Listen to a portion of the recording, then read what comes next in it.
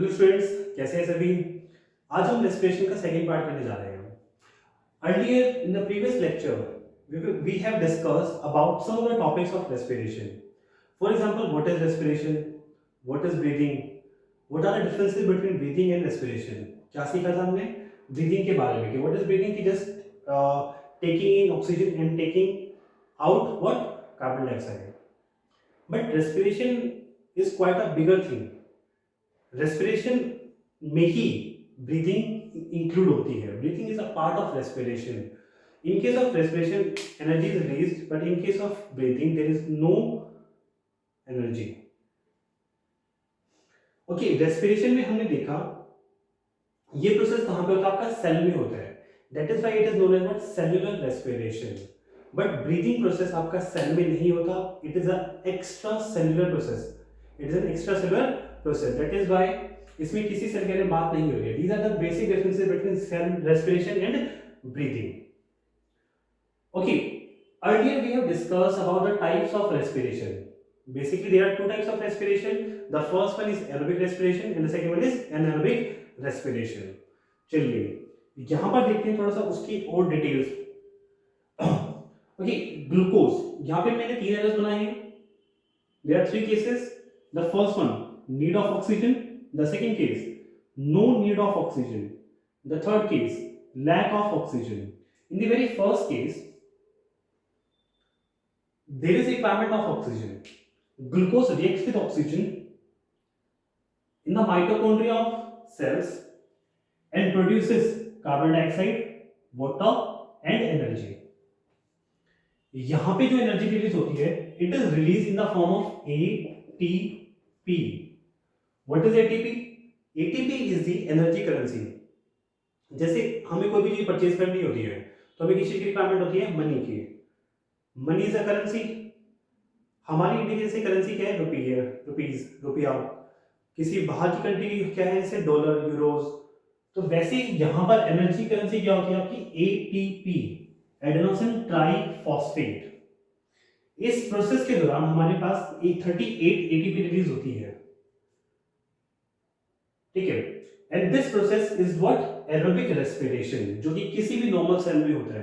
For example हमारी cell, plant की cell, lion, tiger, इन सभी की सेल्स में होता है क्या, aerobic respiration. Now very second case, no need of oxygen. In this case, glucose does not react with oxygen because there is no oxygen. Oxygen है ही नहीं, so react कैसे करेगा उसमें. So glucose forms, yeah, it breaks down. It is broken down into carbon dioxide, alcohol and energy. यहाँ पर एक organism है, yeast organism. ये यीस्ट ऑर्गेनिज्म ग्लूकोज को और यू कैन से शुगर को कन्वर्ट करता है किसमें, CO2, अल्कोहल एंड एनर्जी में. यहां पे जो एनर्जी फॉर्म हो रही है, अगेन ये एटीपी की फॉर्म में रिलीज होती है. पर यहां पे जो एटीपी रिलीज हो रही है वो सिर्फ और सिर्फ कितनी है आपके पास, 2 एटीपी. मेरे ख्याल से काफी कम अमाउंट है. जितना यहां पर था देखिए 38 है, यहां पर कितना है, सिर्फ और सिर्फ 2 एटीपी. सेकेंडली जो हमारा प्रोडक्ट रिलीज हुआ था वो है आपके पास अल्कोहल. ओके, अल्कोहल के यूजेस हमारी डेली लाइफ में बहुत सारे होते हैं. For example, one of the example is cough syrup. जो कफ सिरप बनता है वो किससे बनता है, आपका अल्कोहल से. सेकंड, जो अभी कोरोना के टाइम पे चल रहा है वो है आपके सैनिटाइजर. सैनिटाइजर किससे बने होते हैं आपके, अगेन अल्कोहल से. 60%, 70%, 80% की जो सैनिटाइजर आते हैं वो किससे होते हैं, आपके अल्कोहल से बने होते हैं. वाइन्स, बियर्स, वो सब किसकी बनती है, आपकी अल्कोहल की ही बनती है. नाउ जो थर्ड चीज में रिलीज होती है वो है आपके पास CO2. हम इसका भी यूज कर सकते हैं. हमने देखा था इसका यूज हम कहां पे करते हैं, ब्रेड, डो, केक्स को फ्लफी करने में. जब यीस्ट शुगर को या फिर ग्लूकोज को ब्रेक डाउन करता है तो तीन चीजें रिलीज करता है, जिसमें से CO2 का यूज क्या होता है, ब्रेड, केक्स या फिर डो को फ्लफी करने में हेल्प कर रहा होता है. Now and this process was also named as what, fermentation.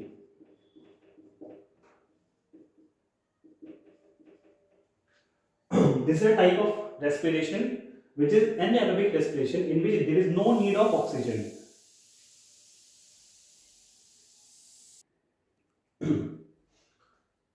Now let's talk about the third type of respiration. Actually देखा है तो कि थर्ड टाइप है ही नहीं. ये इन्हीं दोनों की क्या होती है, एक स्पेशल केस है जिसमें लैक ऑफ ऑक्सीजन होती है. It is a special type of anaerobic respiration in which oxygen is not absent completely,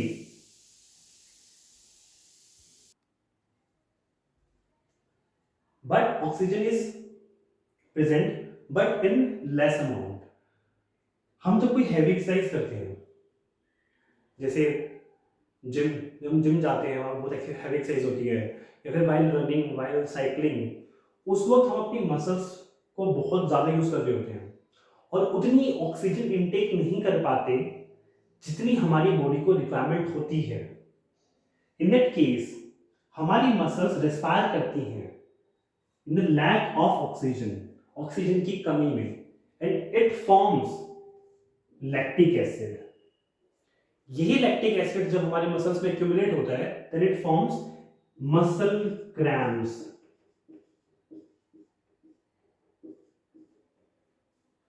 ये क्रैम्प्स हमारी बॉडी में पेन होते हैं, रेड रेड से हो जाता है, फिर हल्की हल्की स्वेलिंग आ जाती है एंड हमें पेन कोज करते हैं. फिर ये जिन क्रैम्प से हम लोग रिलीफ पा सकते हैं, बहुत सिंपल मेथड है, पर पहले समझिए कि क्रैम्प्स आए किस वजह से, लैक ऑफ ऑक्सीजन की वजह से, क्योंकि हमारी muscles in the presence of oxygen respire नहीं कर पाएगा, तो उन्हें सफिशिएंट अमाउंट ऑक्सीजन नहीं मिल पाई. सो अगर उन्हें सफिशिएंट अमाउंट ऑक्सीजन मिल जाती है तो हमारी मसल्स जो क्रैम्प्स आए हुए हैं वो सब क्या हो जाएंगे, खत्म हो जाएंगे.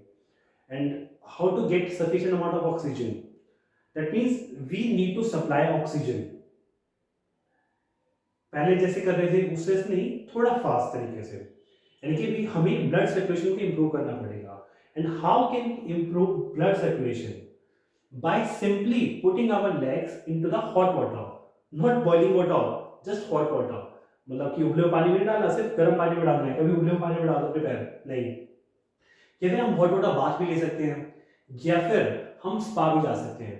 अब जैसे कुछ लोग जो जिम जाते हैं, जिम के साथ साथ उसको क्या करते हैं, स्पा जाते हैं. जिम जाने से क्या होता है, उनके मसल क्रैम्प्स आ जाती है. स्पा में क्या होता है, स्टीम बाथ होता है, स्टीम बाथ से फिर वो मसल क्रैम्प्स ठीक हो जाते हैं. यहाँ पर भी एनर्जी रिलीज हुई है, पर अगेन यहाँ पर बहुत कम अमाउंट ऑफ एनर्जी रिलीज होती है. फॉर एग्जांपल जस्ट 2 एटीपी, जैसे हमारी किस में थी, एनारोबिक रेस्पिरेशन में थी. So this is a special case of anaerobic respiration, the lack of oxygen that occurs in our muscle cells.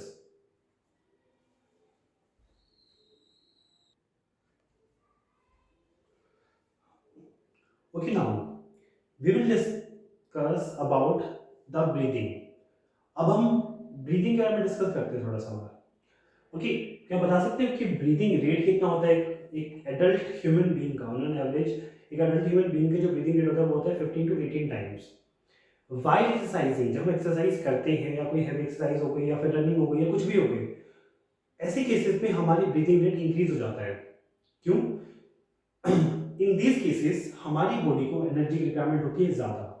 To produce more energy we require more oxygen, that is why breathing rate increases. But when we are relaxed our breathing rate decreases, not too much but yes it decreases.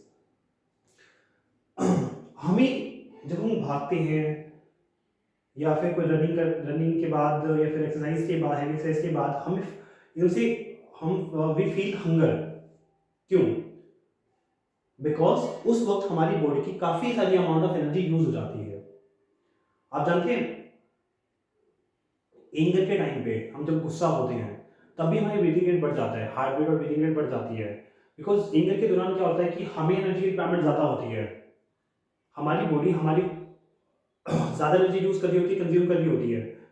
So in that case to produce more energy we require more oxygen, and to provide more oxygen we our breathing rate increases, हमारा breathing rate बढ़ जाता है उस case में. इसीलिए कहते हैं कि गुस्सा होना हमारी बॉडी के लिए ठीक नहीं होता, क्योंकि वो हमारी एक्स्ट्रा एनर्जी को या फिर हमारी जो कह सकते हैं स्टोर्ड एनर्जी को यूज कर रहे हैं, वो हमारी एक्स्ट्रा वेस्ट कर रहे हो एनर्जी को. That is why it is not good for us to be angry.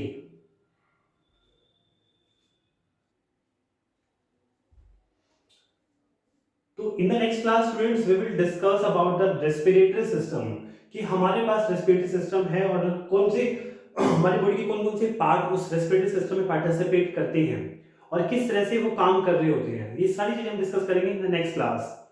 Thank you, bye.